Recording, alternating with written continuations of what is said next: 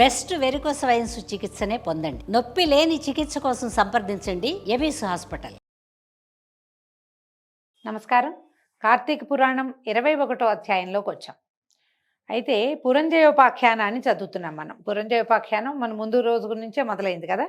యుద్ధానికి వస్తున్నటువంటి పురంజయుని చూచి యుద్ధ ప్రవీణులైన ఆ రాజులు కోప రక్తాక్షులై శస్త్రములతోనూ అస్త్రములతోనూ బాణములతోనూ వాడి అయిన గుదియలతోనూ ఇనపకట్లు వేసినటువంటి లాఠీకర్రలతోనూ హస్తాయుధాలైనటువంటి గుదియలతోనూ కత్తులతోనూ భల్లాతకములతోనూ పట్టములతోనూ రోకళ్లతోనూ శూలములతోనూ తోమరములతోనూ కుంభాయుధములతోనూ గొడ్డళ్లతోనూ కర్రలతోనూ ఆయుధముల విక్షేపములతోనూ యుద్ధం చేశారు. ఎన్ని ఆయుధాలు చెప్పారో చూడండి. గుర్రపు రౌతులతో గుర్రపు రౌతులు, ఏనుగు మావటులతోటి ఏనుగు నెక్కేవారు, రధికులతో రధికులు, కాల్బంటులతో కాల్బంటులు, శూరులతో శూరులు ఆయుధములతో యుద్ధం చేయుచు భటులు అన్యోన్యము క్రూరవాక్యాలని పలుకుతూ ఉన్నారు. ఓ అగస్త్య మునీంద్ర, ఇంతలో కాంభోజ మహారాజు వస్త్రాదులను పదిలంగా కట్టుకొని కవచాన్ని ధరించి పరాక్రమించి మంచి రథమెక్కి ధనుస్సుని బాణాలని ధరించి కోలాహల ధ్వనిని చేయుచు వడిగా పురంజయుని వద్దకు వచ్చి 300 బాణాలు వేశాడట.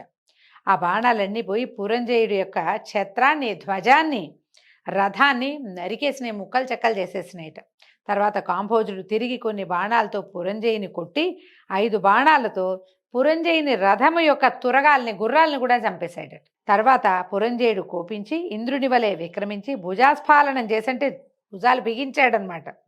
నారి బిగించి బ్రహ్మమంత్రాలతోటి 10 బాణాలని ప్రయోగించి కాంభోజుని హృదయమునందు కొట్టెను. పురంజయుని బాహుబలం చేత వేయబడిన బాణాలు సర్పాల వలె వెళ్ళి కాంభోజరాజు హృదయాన్ని ఛేదించి నెత్తురు తాగి తృప్తి చెంది భటుల వద్ద పోవటానికి ఇచ్చగించలేదు.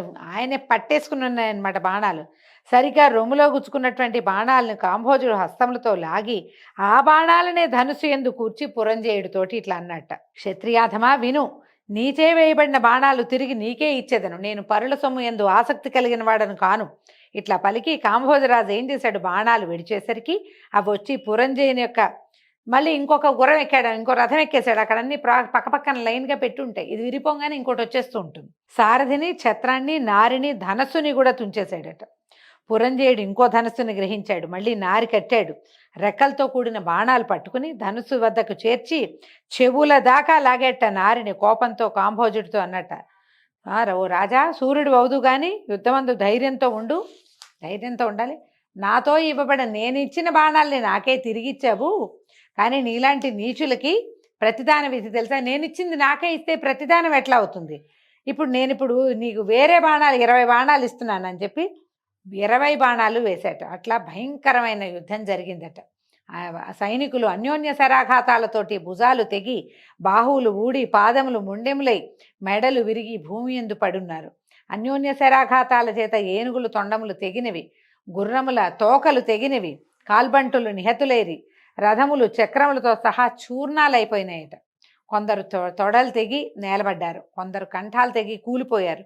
బాణాల చేత శరీరమంతా గాయాలు పడిన ఒక భటుడు, అంత గాయాలైనా సరే ధనస్సు ధరించి నారి బిగించి అన్యభటునితో మళ్ళు నా ముందర ఉండు, నీ వీపు నాకు చూపించద్దు, నువ్వు సూర్యుడు కాదా, నువ్వు అంటే దెబ్బలు తగిలి పడిపోయాడని అవతల వాడు తిరిగి వెళ్ళిపోయాడు. వీడు ఒప్పుకోటల్లా, తిరుగు వెనక్కి తిరుగు, నువ్వు సూర్యుడు కాదా, వీపు చూపిస్తున్నావేమిటి, నాకు ఛాతీ చూపించమని అరిచి కేకలు పెడుతున్నట్ట. ఇలాంటి నిష్ఠురపు మాటలు విని అవతల భట్టుడు ధనుర్బాణాలు ధరించి టంకార ధ్వని చేస్తూ సింహగర్జనలు కూడా చేస్తూ బహునేర్పుగా బాణాలని ప్రతిభట్టుడి మీదకి ప్రయోగించాడు. ఆకాశంలో నుంచి చూస్తున్నటువంటి దేవతలు బాణాలు తూణీరం నుంచి తీయటము, ధనస్సు నుంచి అనుసంధానం చేయటము కూడా చూడలేకపోతున్నారట. అంత నేర్పుగా, అంటే ఎప్పుడు బాణం తీస్తున్నాడో, ఎప్పుడు దానికి పెట్టి, ఎప్పుడు లాగి, ఎప్పుడు కొట్టేసి, ఎప్పుడు అవతల వాడిని చంపేస్తున్నాడు, క్షణాల్లో జరిగిపోతుంది. దేవతలే చూడలేకపోతున్నారు. దేవతలు అంటే ప్రత్యేకం అండి. మనకి నిమిషం ఎక్కువ, కానీ రెప్పపాటు ఉంటుంది. ఇటా అంటాం మన రెప్పలు కదా, నిమేషము అంటారు. ఒక ప్రత్యేకమైన రాజుగారి కథ కూడా చెప్తుంది. నిమి చక్రవర్తి మన కంటి చూపులో ఉంటాడు, మానవుల యొక్క కంటి చూపు ఎందు. ఆ రెప్పపాటులో ఆయన ఉంటాడనమాట. మనకేమో రెప్పపాట్లు ఉంటాయి. దేవతలు అనిమేషులు అంటారు. అనిమేషణం అంటే అసలు రెప్పపాటు ఉండదు, వాళ్ళు ఇంతే ఇట్లాగే చూస్తూ ఉంటారు. కళ్ళే మూతపడవు. కళ్ళే మూతపడని దేవతలు కూడా రెప్పపాటు లేని వాళ్ళు కూడా చూడలేకపోతున్నారు. అంత క్షణాల మీద జరిగిపోతుందన్నమాట యుద్ధం. అంత బహునేర్పుతో బాణాలు వేస్తున్నారు. ఆ యుద్ధంలో సూది దూరే సందు కూడా లేకుండా బాణాల వర్షం కురిసిపోతోందిట. ఇట్లా అన్యోన్య శూరులు, భటులు, బంగారపు కట్టలతో కూడినవి, స్వయంగా వాడి అయినవి, సానపెట్టబడినవి, స్వనామజిహితాలైనటువంటి అర్ధచంద్ర బాణాలతోటి, ఇనప నారసములతోటి, ఇనప అలుగులు కలిగిన బాణాలతోటి, ఖడ్గాలతోటి, పట్టిసాలతోటి, ఈటలతోటి తెగ కొట్టేసుకున్నారు. యుద్ధం చూడండి ఎంత మహత్తరంగా వర్ణించారో కార్తీక పురాణంలో.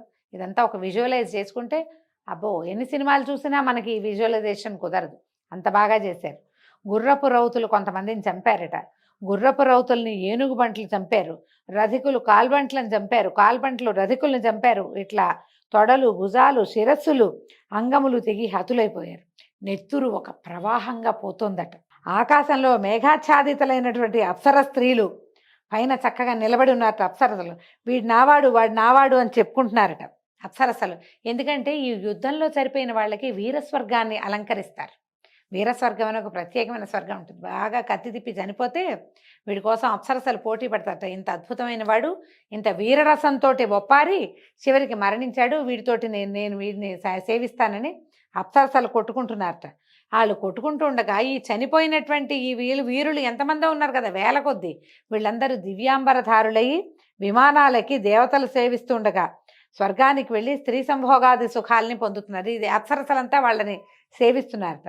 యుద్ధంలో హతులైనటువంటి వాళ్ళు సూర్యమండలాన్ని భేదించుకుని దేవస్త్రీలతో కూడుకుని గంధర్వ అప్సరసల చేత కొనియాడబడుచు స్వర్గానికి పోతారు. సూర్యమండలంలోంచి వెళ్తారట యుద్ధంలో చనిపోయిన వాళ్ళు. వీరస్వర్గాన్ని అలంకరించడం అంటారు. అదొక ప్రత్యేక స్వర్గం ఉంటుందట. కాంభోజుడు మొదలైనటువంటి రణకోవిధులైన సూర్యులతోనూ ఇతర రాజులతోనూ సుభటులతోనూ చాలా భయంకరమైన యుద్ధం జరిగింది. ఈ యుద్ధంలో సాయంకాలం అయ్యేసరికి పురంజయుడి జనం అంతా కూలిపోయారు. పురంజయుడు కూడా ముఖాచెక్క అయిపోయినటువంటి రథంతో ధనుర్బాణాలు డజన్ల కొద్దీ పెట్టుకున్నాడు. ధనస్సులు, అక్షయతూణీరాలని అన్నీ ముక్కలు చేసేయబడ్డాయి. ఒంటి నిండా కత్తిగాట్లు, మొహం అంతా నెత్తురుడుతోంది, వీపులోంచి నెత్తురు కారిపోతోంది. ఇటు నుంచి పడిన బాణం వెనక దాకా గుచ్చుకుని వీపులోంచి కూడా నెత్తురు కారుతోందట. దెబ్బలు తగిలి పరాజితుడయ్యి సపరివారంగా సాయంకాలం తన పట్టణానికి వెళ్ళిపోయాడు. రాజు పడిపోతే కానీ యుద్ధం పూర్తయినట్టు కాదు. దెబ్బలు తగిలినా ఎవరిళ్ళకి వాళ్ళు వెళ్ళిపోతారు. ఈ ఎవరైతే శత్రువులు యుద్ధం చేయడానికి వచ్చారో వాళ్ళు ఏదో స్కందావారం లాంటిది ఏర్పరచుకుని ఉంచుకున్నారు, గుడారాలు. చీకటి పడేసరికి వాళ్ళంతా వాళ్ళ గుడారాల్లోకి పోయారు. పురంజయుడు ఈ తెగిపడిపోయి ఉన్న నానా రకాల శవాల మధ్య నుంచి మిగిలిన వాళ్ళతోటి నగరానికి వెళ్ళిపోయాడు. అయితే ఎంత బాధగా ఉందంటే ఎలా అయింది, రాజు యుద్ధభూమిని వదిలి కొంత దూరంలో డేరాలు వేయించి వాళ్ళతో పాటు ఉన్నారు రాజులు. యుద్ధభూమి భూతప్రేత పిశాచ భేతాళాలతోటి, నక్కలతోనూ కంక గృద్రాదుల చేతుడు ప్రకాశిస్తోందట. అంటే రాత్రి అయ్యేసరికల్లా భూతగణాలు చేరిపోయినాయి అన్నమాట అక్కడ. కాంభోజరాజుకి 13 అక్షౌహిణుల సైన్యం ఉందట. అందులో 3 అక్షౌహిణుల సైన్యం హతమైపోయింది. పురంజయుడు తాను యుద్ధంలో ఓడిపోవటము, తన రాజ్యము శత్రుల రాజుల చేత ఆక్రమింపబడుటకు చింతిస్తున్నాడు. ఇంకేముంది, ఇక రేపు తెల్లవారితే జనం లేరు ఎక్కువ మంది. ఇన్ని దెబ్బలు తగిలి ఇంత అలసిపోయి ఉన్నవాళ్ళు రేపేం చేస్తాం మనం? రేపు చేసేది కూడా ఏం లేదు. రేపు నేను కూడా పడిపోతాను, నా రాజ్యం పరహస్తగతం అయిపోతుందని చింతగా ఉండి ముఖం వాడిపోయి చింతతో ఏమీ తోచక నెత్తి మీద చేతులు పెట్టుకుని కూర్చుని ఉన్నాడనమాట. పురంజయునితోటి సమస్త విద్యాపారంగతుడైన సుశీలుడనే పురోహితుడు ఇట్లా అన్నట్టు, ఓ రాజా, శత్రు బృందము చేత కాంభోజరాజును వీరసేన మహారాజును జయించగోరితివేని విష్ణుమూర్తిని సేవించు. ఇప్పుడు ఇది కార్తీక పౌర్ణమి, నిండు పూర్ణిమ, కృత్తికా నక్షత్రం కాబట్టి ఇది అలభ్య యోగం, మళ్ళీ రాదు, ఏడాదికి ఒక్కనాడే వస్తుంది. కృత్తికా నక్షత్రంలో చంద్రుడు పౌర్ణమి నాడు ఎంత అత్యద్భుతమైన స్వరూపంతో ఉంటాడు. ఈ సమయంలో ఇలాంటిది మళ్ళీ రాదు. ఈ సమయంలో నువ్వు ఏం చేసినా ఇది 1,000,000 రెట్లు ఫలితాన్ని ఇస్తుంది. కాబట్టి ఈ కాలంలో పుష్పాలతోటి హరిని సేవించు, విష్ణు సన్నిధిలో దీపాలు పెట్టు, హరి ముందర గోవింద నారాయణ మొదలైన నామాలు పాడుతూ నాట్యాన్ని చేయి. అట్లా చేస్తే గనక నీకు కుమారుడు జన్మిస్తాడు, ఇది నిజం. శంకరుడు ఇట్లు చెప్పి ఉన్నాడు. కార్తీక వ్రతాన్ని ఆచరించు తన భక్తులకు ఆపత్తులు లేక రక్షించుట కొరకు హరి తన 1000 అరలు గల చక్రాన్ని పంపిస్తాడు. కార్తీక మాసమందు చేసిన పుణ్య మహిమని చెప్పడానికి ఎవరి తరం అవుతుంది? నీకు అధర్మవర్తనం వలన అపజయం కలిగింది. ఇక ముందు సద్ధర్మపరుడువిక, అధర్మం పోగొట్టుకుని సద్ధర్మం సరి అయిన ధర్మాన్ని కనుక నువ్వు ఆచరించావా నీకు జయం లభిస్తుంది. అలా అయితే నువ్వు కొనియాడతగిన వాడవిగా అవుతావు. ఓ రాజా, కార్తీక వ్రతాన్ని ఆచరించు, హరిభక్తుడివిగా కమ్ము.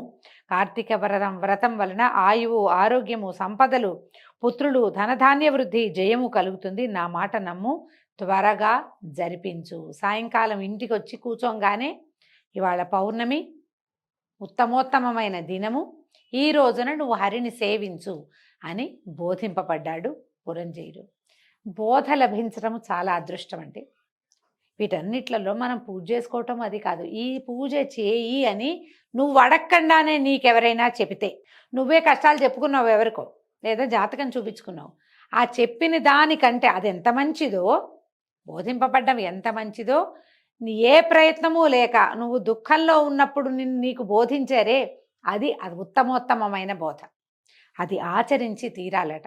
అందువల్ల ఈ పురంజయుడు ఏం చేశాడో మనం రేపు ఉదయం తెలుసుకుందామండి. దీంతో 21వ అధ్యాయం పూర్తయింది. రేపు ఉదయం పురంజయోపాఖ్యానం తర్వాయి భాగంలో ఏం జరిగిందో, ఆయన ఎట్లా హరిని సేవించాడో విశేషంగా తెలుసుకుందాం. నమస్కారం.